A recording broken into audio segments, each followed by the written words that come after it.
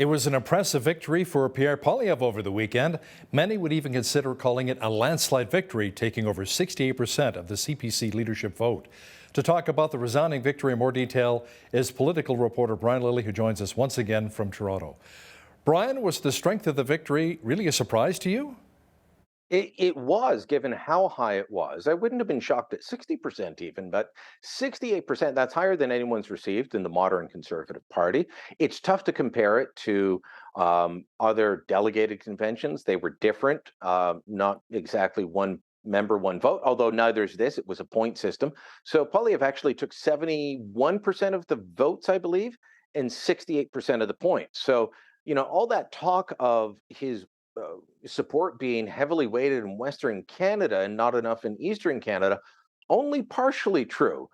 He was about 3.5% higher on the popular vote count because of his support in Western Canada, but he still took, I believe it was over 60% in every single province. It was over 60% in Quebec, over 60% in Atlantic Canada, in the 70s across the prairies, over 60% in Ontario. So yeah, it was higher than I expected.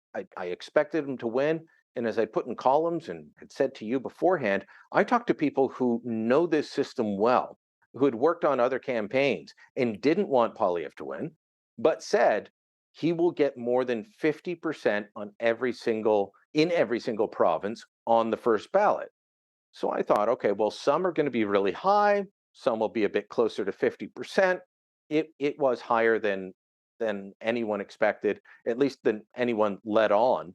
And of course, it's tough to tell because as we've discussed so many times. Just last week, you said, "Is there a chance?" And I said, because it's such an opaque system, yeah, there's a chance because we don't really know. It's a weird system that they use, but one that you know.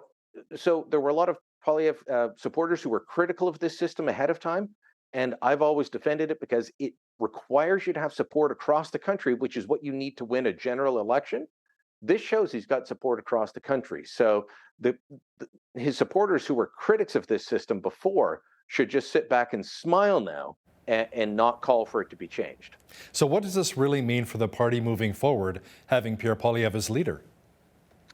Well, he's very much in charge. I mean, look, when you compare this to Erin O'Toole's win in 2020 or Andrew Scheer's win in 2017, there's no question he's the guy in charge. Erin O'Toole took 3 ballots. That was, a lot less than Andrew Scheer's 13. When Andrew Scheer took 13 ballots to eke out a win over Maxime Bernier, he had Bernier breathing down his neck the whole time. Now, I've been critical of both men for the way they handled this. Scheer did not show Bernier the respect he deserved in terms of giving him a solid position. But Bernier, for his part, was sniping in the background, thinking, well, I really should have won. And he was always undermining Scheer. O'Toole didn't have as much of that, but a little bit. There's no one there that is going to say, well, we're the real leaders of the party. Or he doesn't even have people saying, we're the reason you got in. Both Scheer and O'Toole did owe their victory in some measure to the social conservative or pro-life movement. Pierre Poilievre doesn't owe that movement anything for his win.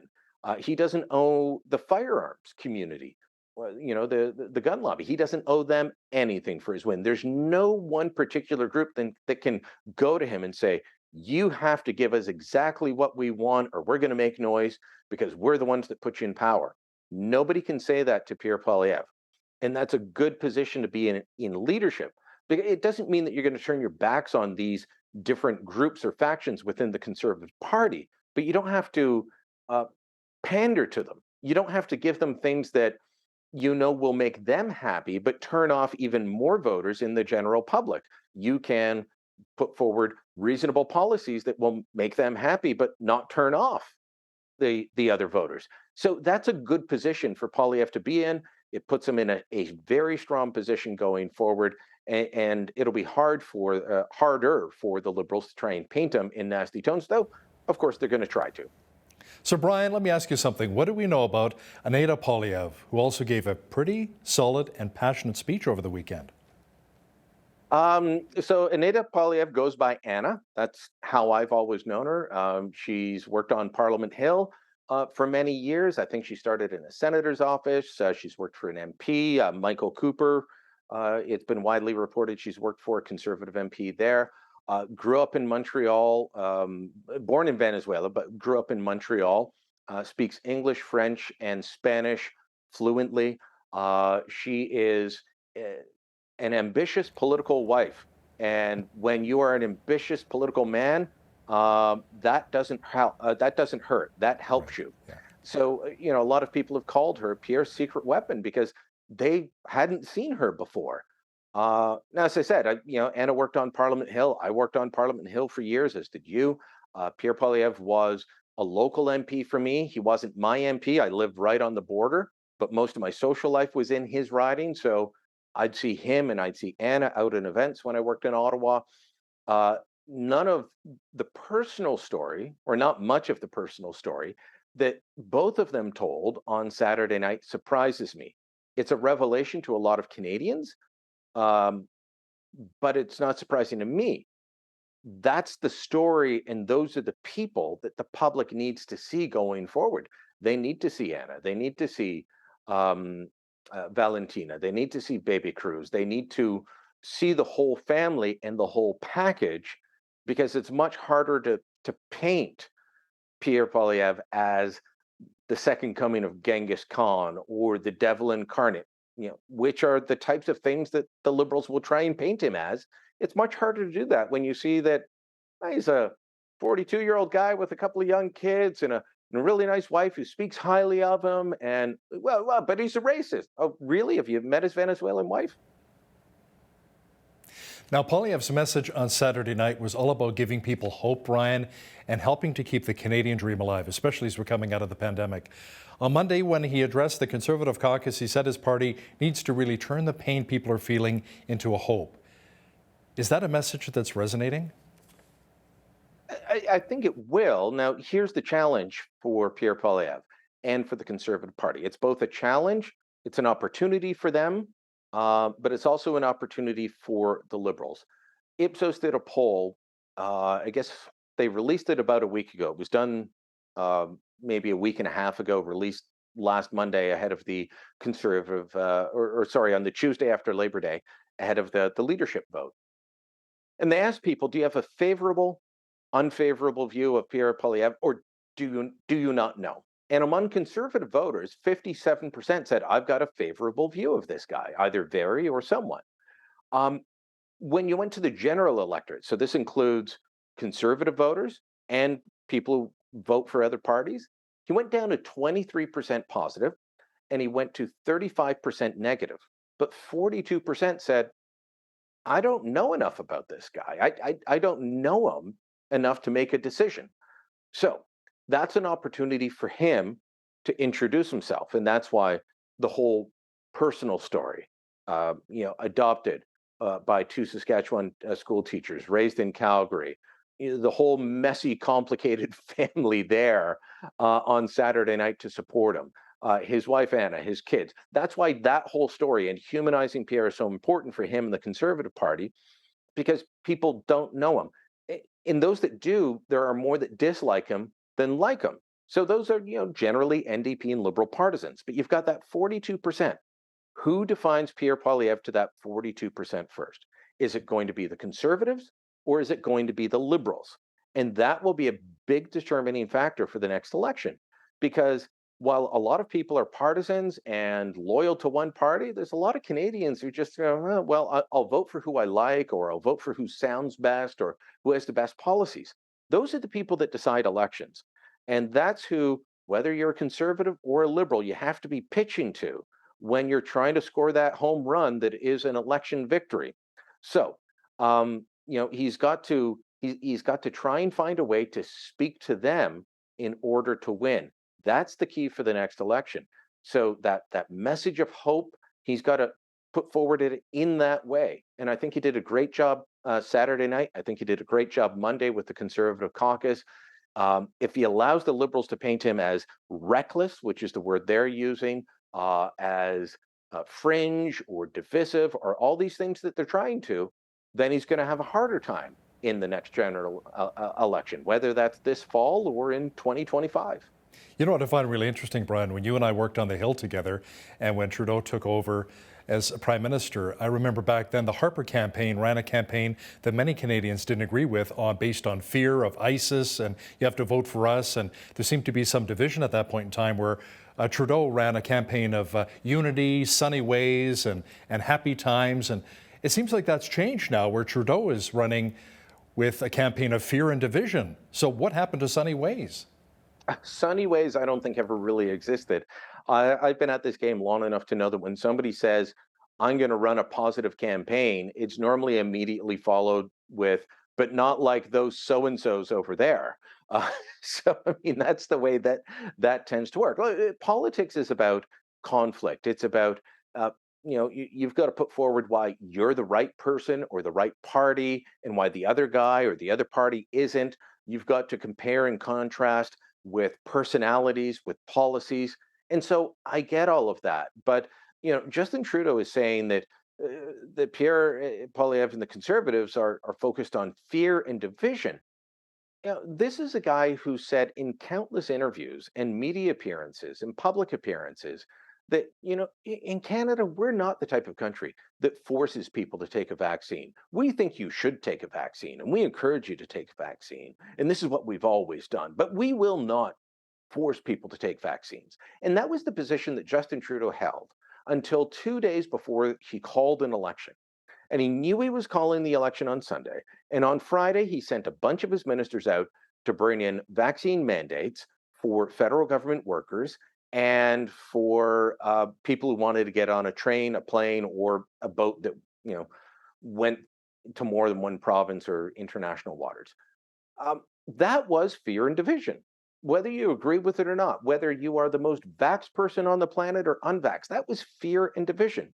That was saying that person over there is going to put you and your family at risk. And then when Alberta, in the middle of the election and towards the end of the election, was going through a horrible, I think it was fifth wave, things were pretty bad in Alberta in terms of the hospital, healthcare capacity, and all of that.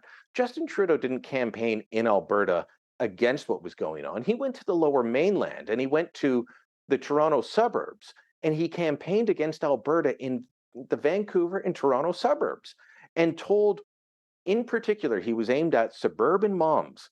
If you don't vote for us, this is coming to you and your children, and you are all at risk. That is fear and division.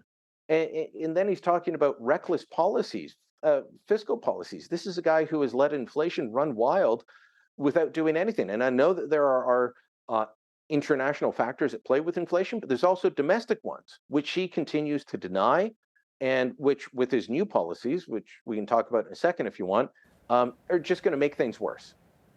Yeah, let's chit-chat a bit about some of the new policies where apparently Trudeau says, he can help rein in inflation and help with the cost of living. What are your thoughts? Well, he won't rein in inflation. He may help with the cost of living for people at the bottom of the economic scale. And if you're at the bottom of the economic scale, you're not going to care, though maybe you should. But the government's going to be giving you more money at a time when everything costs more. And so your initial reaction will be, understandably, thank you. You're going to get a doubling of the GST rebate, I believe is one of the policies. For certain people, there will be a $500 rent supplement, policies to that degree, a payment to help with dental care. This is putting more money in people's pockets, which is what you do when the economy is going south. But for the Liberals, it's what they do when the economy is doing well, when it's doing badly, when there is inflation, when there's not inflation, is they just want to put more money in people's pockets. What will happen with this is, look, prices are going up. Will this help people at the low end deal with those prices increasing? To a degree, it will, but they are all short-term temporary measures. So at some point, those measures will be withdrawn. And guess what? The prices will still be high, rather than reining in government spending. Back in June, you and I talked about it at the time, Hal, there was a report from Scotiabank saying if you only use the Bank of Canada interest rate to lower inflation and you don't lower government spending, you're going to put all of the pain on the backs of homeowners and small businesses who are using lines of credit to finance their operations, which many, many small businesses do. And it's not a reckless thing, but it makes things harder for them. The Trudeau government said, no, we're not going to rein in spending. So what are they doing? They're increasing spending, which the Bank of Montreal, former Bank of Canada Governor David Dodge, have warned against. CIBC said it would set an inflationary fire. This is what the Trudeau government is doing. They're adding more spending.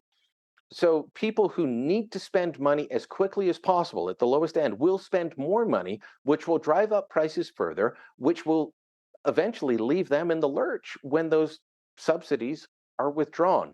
This is not a long-term solution. It is something that's going to make it worse rather than better. Oh, and by the way, they're also going to be increasing your payroll taxes for CPP and EI on January 1st, and shortly after that, they'll increase the carbon tax. All of these are inflationary measures. Brian, we only have about 30 seconds left here, but I wanted to chat with you about, there's a lot of pomp and ceremony going on surrounding the passing of Queen Elizabeth II and the accession to the throne of King Charles III, Charles now the head of state. Some people are wondering if Canada should even be associated with the monarchy anymore. Yeah, and I understand that sentiment. And as someone who comes from a family background, ethnically, religiously, ask the Irish about the monarchy. They're not big fans, but I'm going to say we should stick with it. And part of my reasoning is the system that we have works. If we were to try and get rid of it, what we would end up with is the government appointed a blue ribbon panel of experts who would come up with some monstrosity of a constitution that would be even worse than anything we have now. You've also got every single province has a personal and specific relationship with the crown.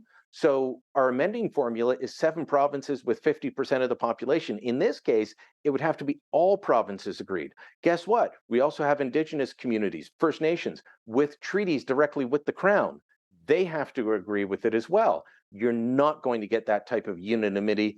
So it's nearly impossible to do, and it would likely end up with a bad European continental style constitution, which is the last thing I want for Canada. It's bad for personal rights and freedoms. It's bad for politics. Political reporter and Toronto Sun columnist Brian Lilley, thanks so much for your time today. Thank you, Hal.